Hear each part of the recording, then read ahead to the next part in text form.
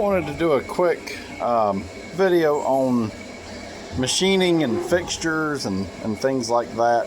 I've got a job it's work where I can't talk today. Our milling machine is about to be moved, so we're decommissioning it to move it to a different location, and we needed these hinges drilled. You got rivet holes on this side and plug weld holes on that side for a box that we make it work. And so the fastest way for us to do it at this point was in the mill. And you know, typically, so here's just a couple of the last couple of jobs that I've done. This is a fixture that I made to hold these, where these get milled. Essentially this part was already done in a lathe in the inside, and so I just made this shape that fits all of that to drill and tap these 3 holes. And then this one is a different one. I don't have the part, but the part's set here. I use these embosses to actually hold it.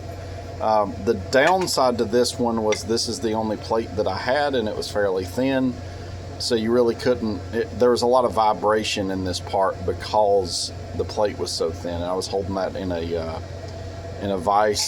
Same with this, holding that in a vise.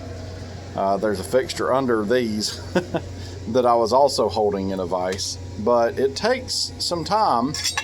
You know, you've got the design work to design it, then you've got the milling to make the jig, and it takes, you know, pretty decent amount of time to build these. This one I had some studs that I put in there. This one didn't have any studs. The one under there has some studs, so I had to mill those. Now this was a fairly recent jig that I built here, and if you notice, it's layers of sheet metal. So we have a sheet metal shop with a fiber laser, and I knew I had to make these, and it's just drilling them out, so I needed a way to hold them. The top sheet, I cut the exact length of hinge, and I've got a little bit of tolerance here and under these things. These are press fit studs that we can insert, and they're in the sheet below this pointing up, and then this sheet I've got studs going down, so you can see those.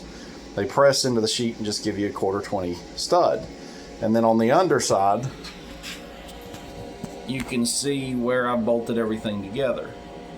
So all of these sheets are put together based off of this. Now, maybe some parts wouldn't work well for this, and what I wish I would have done is looked up my slot length here, so I didn't have to use all the 1, 2, 3 blocks, but it's worked perfectly fine.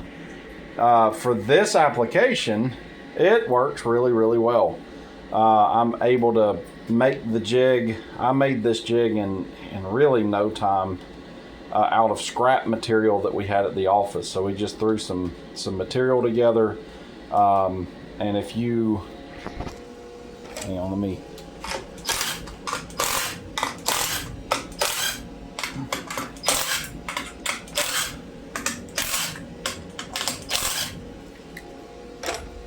So that's, you know, most of the problems you run into with any kind of machine work is how the heck do I hold my part?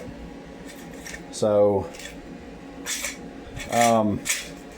as you can see, under each of my holes, I've already got some pre-cut holes through the rest of them, and it allows me to pretty easily, you know, this jig didn't take me long at all to build.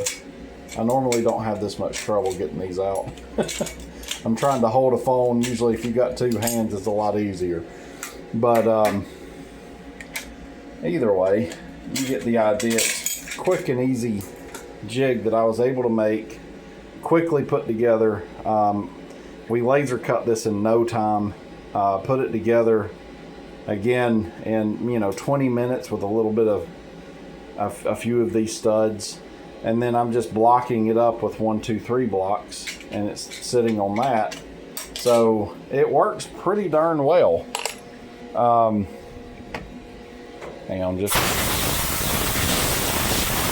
normally I blow the hinges off first, but then all I've got to do is take my hinges, set in place, and you can see, you know, they just kind of sit down in there. Again, easier to do with two hands. But for a quick and dirty jig, to get the job done, it works pretty well. And I'm actually working on another jig now that actually bends and folds, and then when it folds, the holes are going to line up with these.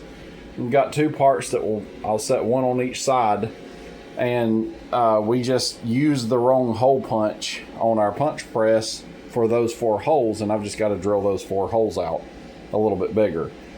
So it'll be a really quick, easy jig that will bend. It'll set down here, so it'll set, you know, 2 inches above the plate.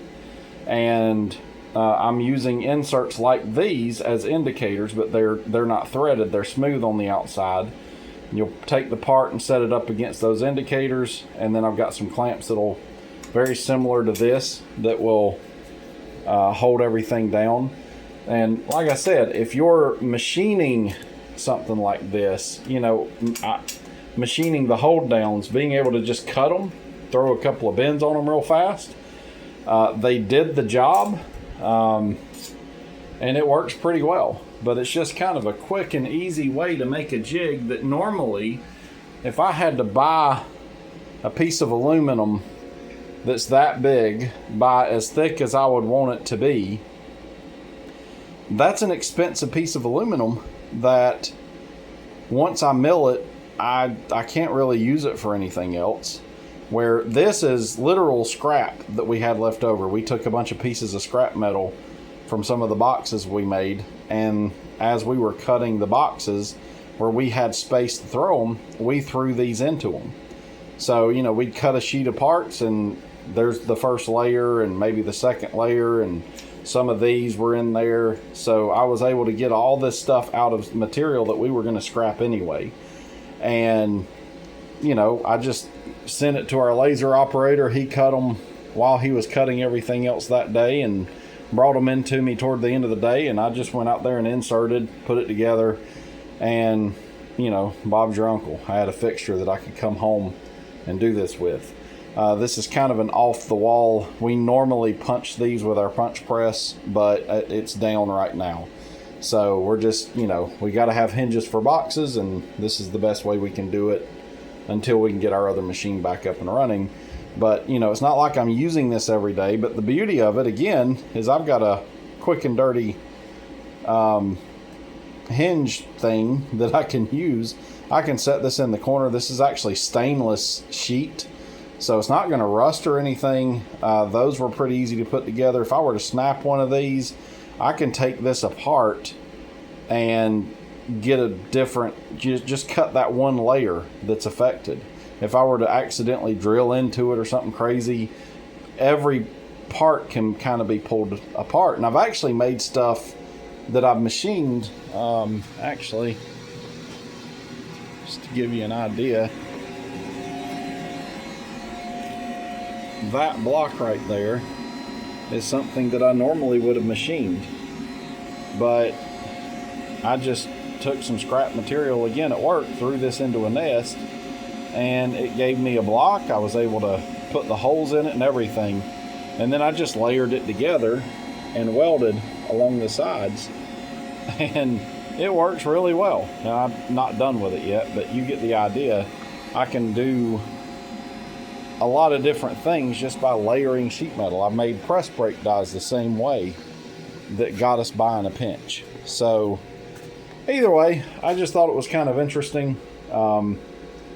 Thought it's not something that I've seen a lot of people do. Granted, a lot of people that have machine shops don't have fiber lasers, so, you know, but even if I were running a machine shop and I had a buddy that had a fiber laser down the road, I think I would be like, hey man, throw this in your laser for me and cut me some pieces. So, but honestly, it's a pretty easy thing. And also, you know, I'm able to do corners with this. So if you've got a hard corner with a mill, there, you know, your end mill's got some radius to it. So what I would typically do is just run the end mill down a little bit and get the sharp corner, but then you've got a little pocket right there. By doing it this way, if you ever needed a jig where you've got a hard corner like this, you can pretty much do what you need. So either way, thought it was interesting. Just a quick little video about that. So I've got these left to do today, and I'm gonna call her quits. So you guys have a good day. Bye.